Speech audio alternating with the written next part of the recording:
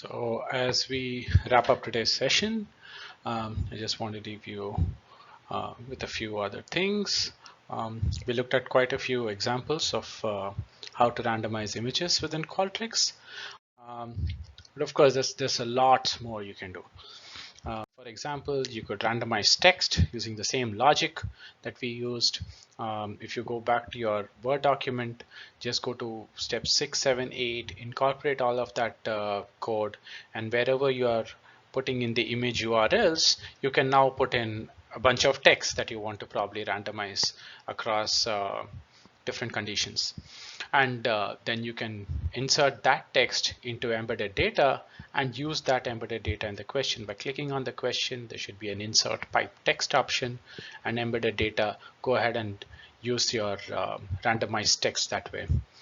We could also add a video player, for example, if you want to toggle it on clicking. Suppose you want to run an experiment or a study where you're clicking something on your phone and the video starts playing and the video stops playing. The sample code is given to you in the Word document. You can play around with it. Basically, just put in the URL of your video wherever in that sample code, and it should just work right off the bat. Of course, there's so much more that you can do, and here are some resources which will hopefully help you as they have helped me. The first link is basically a cheat sheet somebody made in Princeton, and the syntax I think has slightly changed for Qualtrics from the version that is being used here, but it's largely the same. Next, there is also a Medium post, which is just about getting started.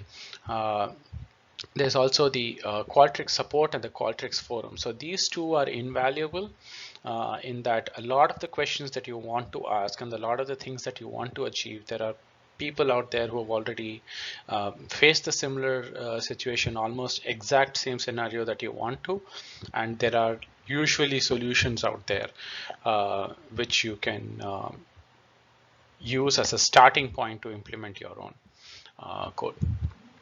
So with these few extra resources, I will leave you to it, and hopefully you will use Qualtrics in your studies. The main advantage I find, as I said before, is that I don't have to set up everything in PsychoPy, and it's something which is out of the box, which is easily integrable. So good luck and all the best.